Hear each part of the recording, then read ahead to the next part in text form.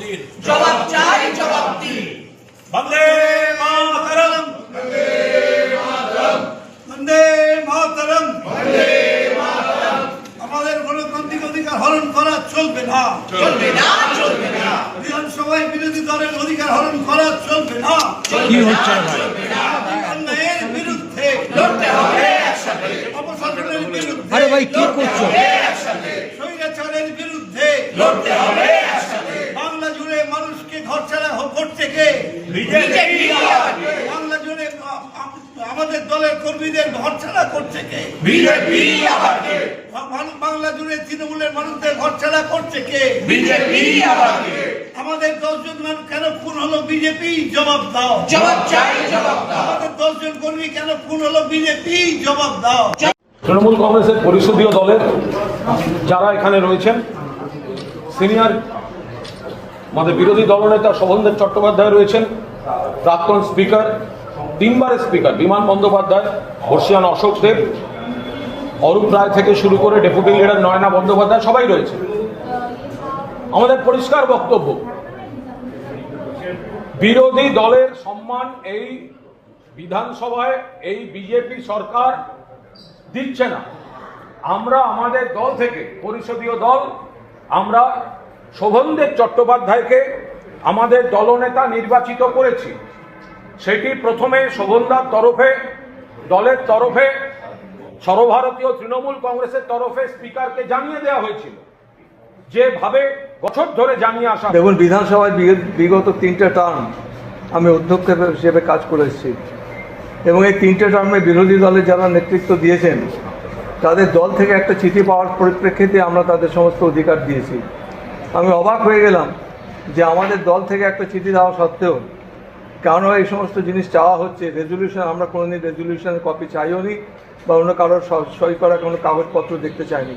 আমরা বিশ্বাস করেছি গণতন্ত্রকে বিশ্বাস করতে হয়। বিরোধী দল যদি একটা কিছু কাগজপত্র নিয়ে যায় এবং বিরোধী দলের পক্ষ থেকে তাদের দলীয় নেতৃত্ব যদি কোনো চিঠি দিয়ে পাঠান, তার একটা গুরুত্ব দিতে হয়, যেটা আমরা দিয়ে এসেছি। এবং আমি আরও অবাক হয়ে গেলাম, এইটা যিনি অ্যানাউন্স করলেন তাকে, যে যার অ্যানাউন্স করার কোনো অধিকার নেই। এখানে সচিবালয়ের জন্য সচিব, তিনি একটা এক্সপ্লেনেশন দেখালেন কাগজটা দিয়ে, আমি দেখে অবাক হয়ে গেলাম। আজ পর্যন্ত সচিবালয়ের কোনো সচিবের প্রেসের কাছে কোনো বিবৃতি দেওয়ার কোনো দৃষ্টান্ত আপনারা দেখাতে পারবেন না। এরা তারা কোনোদিন দেখায়নি। এখানে তাহলে বিধানসভা পরিচালনা করবে কি? সচিব পরিচালনা করবেন না স্পিকার পরিচালনা করবেন? এটা তো অদ্ভুত পরিস্থিতি তৈরি করা হয়েছে। আমি তাই একটাই কথা বলবি যে আমরা যারা আজকে এখানে উপস্থিত হয়েছি, দেখুন, এটা হয়তো অনেকে অনেক প্রশ্ন করছেন, অনেক এলেন না, যারা আমরা খবর পেয়েছি আমরা সবাই ছুটে এসেছি। আমাদের এটা আত্মার জায়গা, একটা সত্যি কথা বলতে গেলে পরে, যারা আমরা এতদিন ধরে রাজনীতির সঙ্গে যুক্ত রয়েছি। সুতরাং যখন দেখবেন অধিবেশন চলবে, সমস্ত ভর্তিই থাকবে 80 জন। 80 জনের কণ্ঠস্বর যদি একসাথে চিৎকার করে ওঠে, তাহলে দেখবেন আমাদের বিধানসভা ভবন কেঁপে যাবে। আমি তাই বলছি, আমার একটাই কথা আছে যে আমাদের যিনি লিডার অফ দ্য হাউস হয়েছে তাদের কাছ থেকে রেজলিউশন চাওয়া হয়েছিল যে আপনি একটা রেজলিউশন দেখান যে আপনাকে লিডার অফ দ্য হাউস নির্বাচিত করা হয়েছে। তার কাছ থেকে তো কোনো কাগজ চাওয়া হয়নি, তার বিরোধী দলের কাছে কেন কাগজ চাওয়া হবে? এই প্রশ্ন আমাদের রইল। যদি হয়, যদি বিচার হয়, তাহলে সমানভাবে বিচার করতে হবে। ওখানে দাঁড়িয়ে যখন শোভনদেব চট্টোপাধ্যায়কে ডাকা হলো যে আমাদের যিনি নতুন নির্বাচিত হয়েছেন স্পিকার, তাকে আসনে নিয়ে বসিয়ে দেবেন, এক সরকারি পক্ষে যে লিডার অফ দ্য হাউস আর লিডার অফ দ্য অপোজিশন, এবং সেই প্রধান মেনে ওনাকে ডাকা হয়েছিল। তার মানে তাকে তো স্বীকৃতি দেওয়া হয়েছে। স্বীকৃতি দেওয়ার পরেও কেন এই কাগজপত্র চাওয়া হচ্ছে আমাদের বোধগম্য হচ্ছে না। অর্থাৎ ওরা চায় না যে বিধানসভায় বিরোধী দলের কোনো অস্তিত্ব থাক, সেটাই হয়তো ওরা চাইছে, কিন্তু তাদের এই উদ্দেশ্য সফল হবে না।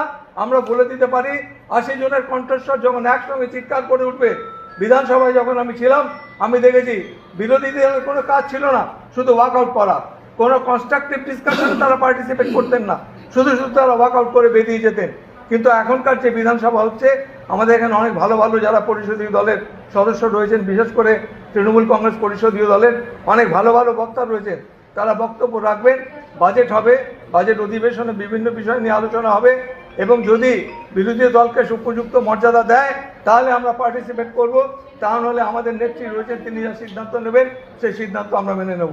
সুতরাং আজকে আমাদের আন্দোলন একটা প্রতীকী আন্দোলন, এটাকে খাটো করে দেখার কোনো কারণ নেই। এখানে শোভনদেব চট্টোপাধ্যায়ের মতো একজন বর্ষিয়ান যিনি রাজনীতিবিদ রয়েছেন, কুণালবাবু রয়েছেন, এবং এখানে যারা বসে রয়েছেন তাদের এক একজনের ওয়েট আছে, ওজনদার তারা এক একজন রাজনীতিবিদ, এবং অশোক দেবের মতো মানুষ তারাও রয়েছেন। সুতরাং আমি বলবো যে যারা আমাদের অনেক সংবাদ মাধ্যম লিখবে যে মাত্র কতিপয় না, ওয়েটটা দেখতে হবে। একজন লোকের একটা ওয়েট কতটা ওজনদার লোক আছে, এখানে অনেক ওজনদার লোক রয়েছে। সে ওজনের বিচারে আমাদের এই, যদিও কয়েকজন সদস্য হয়তো আজকে আসেননি, খবর পেয়েছেন কিনা জানি না, কিন্তু যারা এসছেন তাদেরও আমি আন্তরিকভাবে ধন্যবাদ জানাই।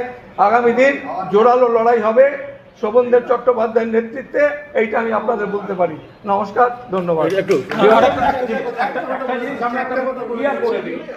একটা জিনিস আপনাদের কাছে একটা ক্লিয়ার করে দিই যে আজকের কর্মসূচি কিন্তু কোনো ঘোষিত কর্মসূচি ছিল না।